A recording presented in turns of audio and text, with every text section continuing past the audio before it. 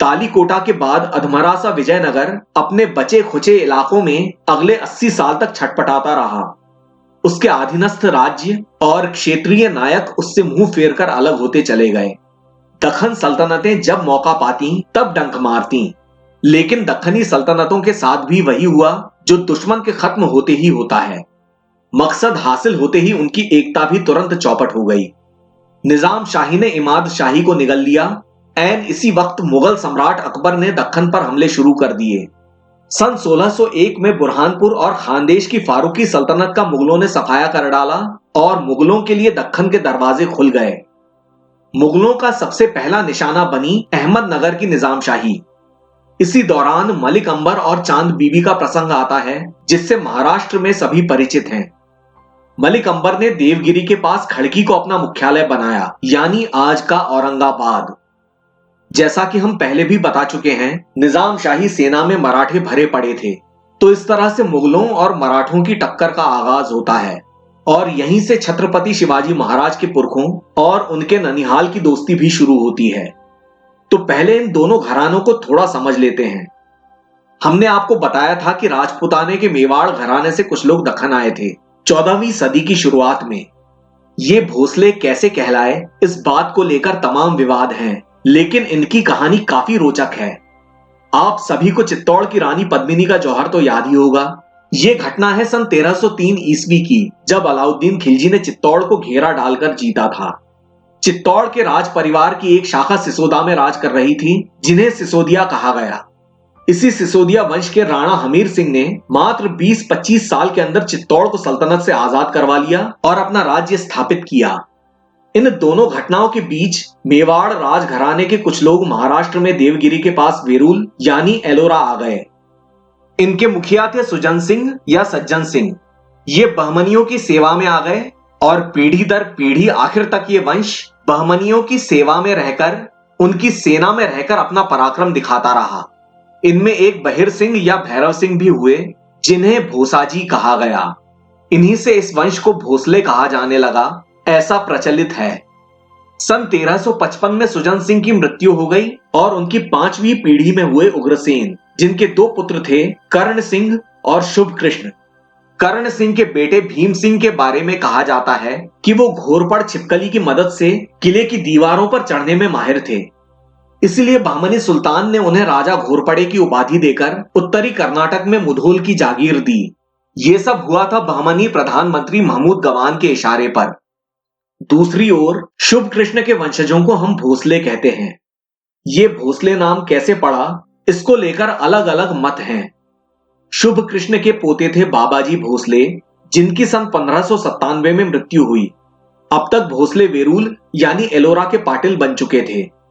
बाबाजी भोसले के 2 बेटे थे, मालोजी और विठोजी, और मालोजी के ही बेटे थे शाहजी राजे भोसले, जिनका जन्म सन 1594 में हुआ था। तो शिवाजी महाराज के पिता शाहजी औरंगजेब के पिता शाहजहां से उम्र में मात्र 2 साल छोटे थे। शाहजी के भी एक भाई थे शरीफ जी, यानी शिवाजी महाराज के चाचा। अब आते हैं शिवाजी महाराज के ननिहाल पर। थोड़ी देर पहले हमने देवगिरी के यादवों की बात की थी। देवगिरी के यादव ही आगे चलकर जाधव या जाधव कहलाए। अलाउद्दीन खिलजी और तुगलकों के हमलों में यादवों का देवगिरी का एक छत्र राज तो खत्म हो गया, लेकिन जाधव योद्धा और सामंत अपने अपने क्षेत्रों में बेहद शक्तिशाली थे। इसीलिए बहमनियों ने उन्हें अपने अधीन सामंत बनाए रखा। ऐसी ही जाधवों की एक जागीर थी बुल्ढाना जिले के सिंदखेड़ राजा की, और यहीं की राजकुमारी थी शिवाजी महाराज की मां जीजाबाई। इनके पिता का नाम था लखुजी राव जाधव। यदि कुल संपत्ति और सामाजिक प्रतिष्ठा के हिसाब से देखा जाए तो जाधव इस समय भोसले से काफी बड़े थे। मालोजी भोसले एक तरह से लखुजी जाधव के मातहत थे, पर एक अद्भुत घटना ने सारा समीकरण बदल डाला। एक बार मालोजी भोसले बालक शाहजी को लेकर लखुजी जाधव के यहां होली का त्योहार मनाने आए। वहां लखुजी ने अपनी कन्या जीजाबाई को शाहजी के पास बैठा दिया। दोनों बच्चे आपस में एक दूसरे पर रंग डालने लगे, तो लखुजी बोल पड़े, कैसी सुंदर जोड़ी है।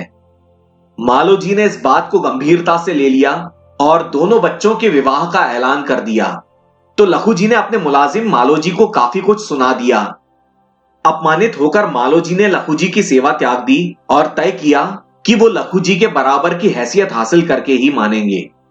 उन्होंने अपनी पुश्तैनी पाटिली वेरूल यानी एलोरा में कृष्णेश्वर मंदिर की मरम्मत करवाई, जो कि 12 ज्योतिर्लिंगों में से एक है। आज का यह मंदिर 18वीं सदी में इंदौर की महारानी अहिल्याबाई होलकर ने बनवाया था। ऐसे ही सातारा के पास उन्होंने शंभू महादेव का मंदिर और कुंड बनवाए। इससे वहां की जल समस्या का समाधान हुआ। फिर मालोजी ने तमाम युद्धों में अपने पराक्रम और वीरता से निजाम शाही के सर्वे सर्वा मलिक अंबर का दिल जीत लिया, जिसके बदले उन्हें पूना और सूपा की जागीरें मिली। मालोजी भोसले के इस पराक्रम को देखते हुए लखूजी राव जाधव ने सन 1605 में अपनी कन्या जीजाबाई का विवाह शाहजी राजे से कर दिया। ये कहानी हमने आपको इसलिए सुनाई जिससे आप समझ सकें कि उस जमाने में सामंतवादी जीवन शैली कैसी थी, किस तरह से पद मिलते थे और कैसे पदोन्नति यानी प्रमोशन हुआ करता था। खैर, सन 1605 में आगरा में मुगल सम्राट अकबर की मृत्यु हो गई और अगले सम्राट बने जहांगीर। सन 1616 में मुगल सम्राट जहांगीर के बेटे परवेज ने दक्कन पर हमला किया और रोशन गांव के युद्ध में मलिक अंबर को हरा दिया। अगले ही साल सन 1617 में शहजादा खुर्रम यानी शाहजहां ने फिर से मलिक अंबर को हराया और विदर्भ यानी बरार मुगलों के हाथ में आ गया, साथ में अहमदनगर भी। फिर खुर्रम ने अब्दुल रहीम खाने खाना यानी रहीम खान को दक्कन में तैनात कर दिया। रहीम खान के दोहे तो आप सभी ने सुने होंगे। मलिक अंबर ने लखूजी राव जाधव और शाहजी राजे भोसले की मदद से खाने खाना का बुरा हाल कर दिया और नर्मदा पार करके मालवा तक छापे मारे। इस बीच सन 1619 में जीजाबाई और शाहजी राजे को एक पुत्र हुआ, जिसका नाम रखा गया संभाजी। ये थे शिवाजी महाराज के बड़े भाई। इसी बीच बीजापुर की आदिल शाही ने बीदर की बरीद शाही को निगल लिया। अगले ही साल सन 1620 में मालोजी भोसले का निधन हो गया और पूना और सूपा की जागीर विरासत में शाहजी राजे को मिल गई। इस समय तक शाहजी राजे भी मलिक अंबर के एक बेहतरीन सेनापति बन चुके थे।